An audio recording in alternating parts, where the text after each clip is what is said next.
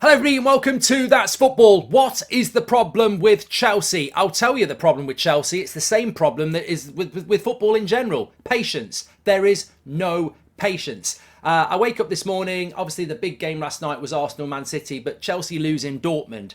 I wake up this morning, I do see some sense from some Chelsea fans who don't see it as a major issue, but I also see the same old nonsense from the same impatient people saying things like, oh, Chelsea rant, or Chelsea are embarrassing, or get Potter out. And I'm like, tell me you don't know football without telling me you don't know football. It's embarrassing. And look, I've been in this position and I've seen it with Arsenal as well.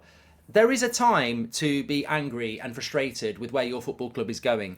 And there is obviously a lack of patience in football. But to not see what's going on at Chelsea and rant and rage and say it's embarrassing, it's ridiculous. I mean, let's just dissect the Dortmund game for a moment. So this is Borussia Dortmund, you know, a decent side. In European football, they're a decent side. They've won their last 7 games in a row in the Bundesliga. 7 games in a row. I think they're 3 points off the top. They've got some really good players in their team. None more so than Jude Bellingham, who I think everybody in world football would love to buy. But you look at the game and look, I watched the highlights. I did have it on while I was watching Arsenal-Man City, but I wasn't watching it in depth. That game could have gone either way. Chelsea could have won that 2-0. Dortmund could have won it 2-0. They ended up winning it 1-0. But look at the stats. Chelsea away from home, 21 shots to Dortmund's 14. 8 on target to Dortmund's 2. 53% possession. I'm sorry, I'm not looking at that and going, Potter needs to go. Chelsea are embarrassing. They're having a terrible run of games. I mean, in the Premier League, in their last 4, they've won 1 and drawn 3 and conceded 1 goal. So in their last 5 games, they've conceded 2 goals if you count the Dortmund game. What is embarrassing about this, and at what point do you struggle with the word patience? Because I just don't get it. I don't get it. I understand Chelsea fans who don't want Potter. I get that. But that's a really destructive mentality to have with a new manager that's not been there very long.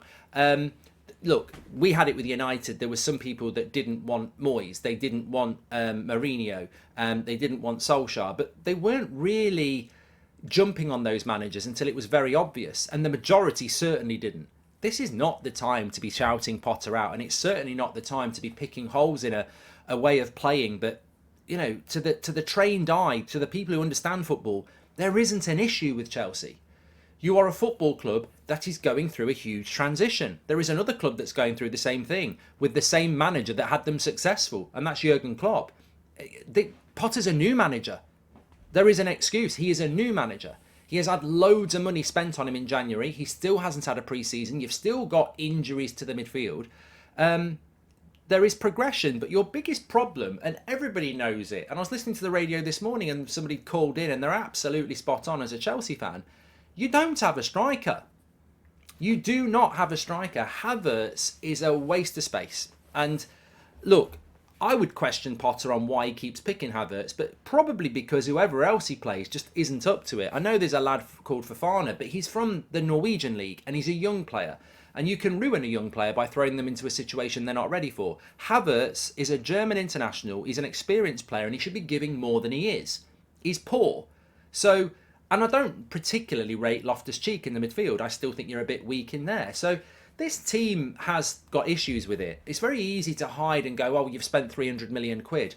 No pre-season, massive injury problems, and loads of new players coming in. Not to mention the fact that when you've got a lot of new players coming in, they haven't really sold anybody. So there's people on that training ground who are, and we've seen this at United, toxic. They might be mildly toxic, but they're still toxic. They're not happy they're playing. They're talking to other players. Chelsea are the fundamental example of transition and patience required. And look, in a year or two, those Chelsea fans might come back and go, I knew he wasn't the right man. And maybe you'll be right. Maybe you'll be right, but you're destructive. You are destructive because nobody in their right mind would be going Potter out and sacking Potter right now. You might get proved wrong in time, but right now you are wrong now.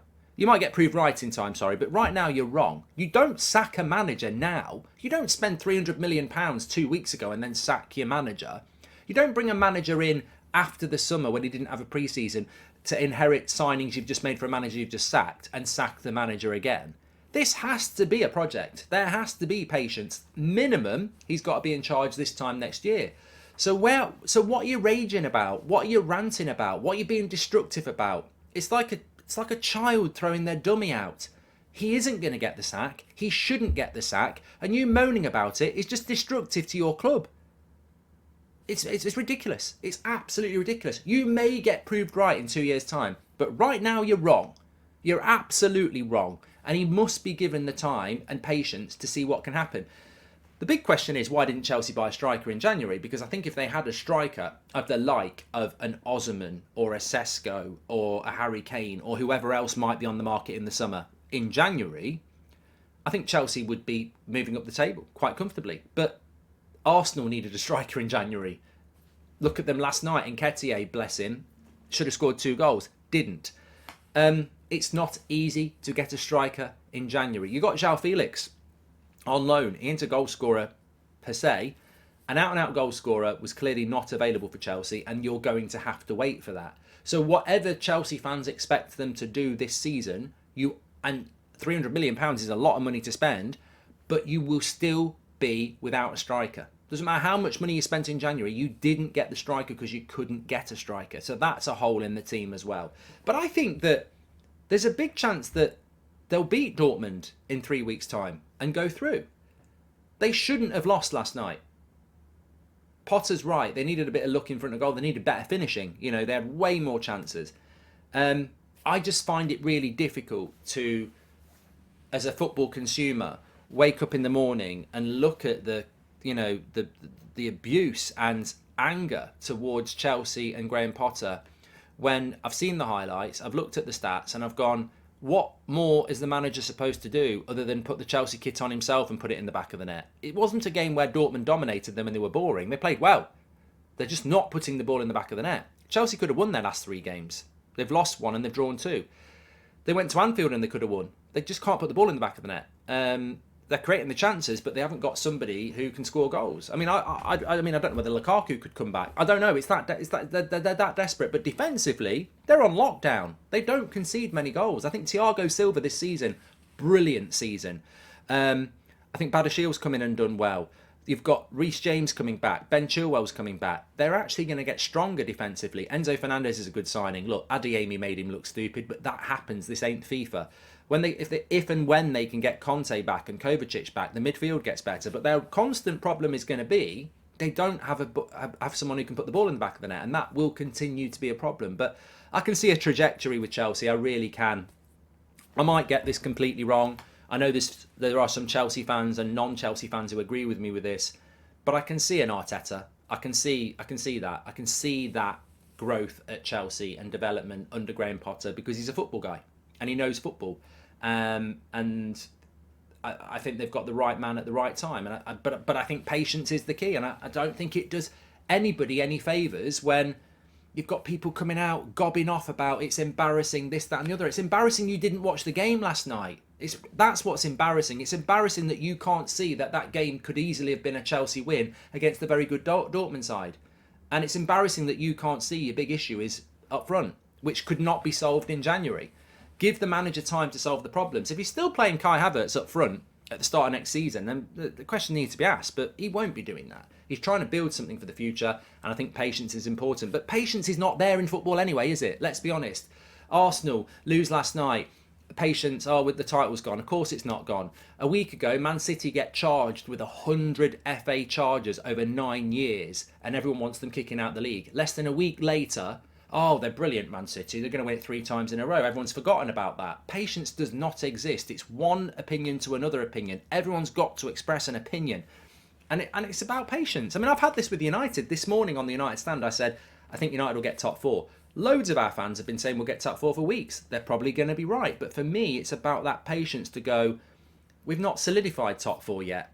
You know, we could still get injuries and everything like that. I look at the league table now. I look at Spurs dropping off. I look at where Chelsea and Liverpool are. I don't believe Fulham, Brighton and Brentford can challenge for top 4. So realistically, I think United will get top 4. And I'm happy to say that at the moment. And I'm very excited about it. But I was always going to be patient about it because it's like somebody sent me a picture last night of an Arsenal fan who had a T-shirt printed top of the league and a cup and everything like that. I'm like, that's just...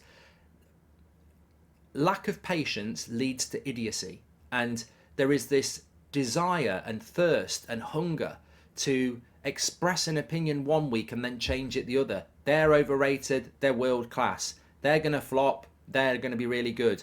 Get him out, keep him in. It's like football is progressive. Football can be a build. Football can be something that, you know, you watch it and you go, that's going to get better. And look, with Ten Hag, we lost to Brentford and Brighton our first 2 games of the season. Funnily enough, Brentford and Brighton, no one ever mentions this. Man United got beat by Brentford and Brighton comprehensively in our first 2 games of the season, yeah? It was embarrassing. Oh, is Ten Hag the right man? Lack of patience. Most United fans were like, look, he is the right man. These players need a kick up the arse. They've had a kick up the arse and they've performed. Brentford and Brighton are in the top half of the table. And they beat Man United first 2 games of the season. As bad as those results were, they are 2 very good teams. But patience is the key. Man United fans, we're on board with Ten Hag. We believe in him. And, you know, that desire to grow and progress together could take 2 or 3 years. We might win the league next year. We might not win the league. But patience is a key, and it's lacking here. But I find it baffling. I find it baffling, some of the abuse, and I would call it abuse, because it's abuse when people are saying, get him out of my club, he's clueless, he doesn't know what he is. And I'm like, am I watching the same game of football? That Dortmund-Chelsea game was a good game and Chelsea should have won it. What's embarrassing about that? That you can't score goals because you've not got the striker to do it. It's embarrassing that Havertz is as bad as he is. That's embarrassing. Potter can't do anything about that. Oh, he could play Fofana, who's a kid. Oh, and then he misses a goal and everyone's saying he's shit. You've got to protect the future, because that Fofana might be really important. Thanks everyone for watching. Get your comments in below, smash a like on the video and subscribe. I'll speak to you on the next one.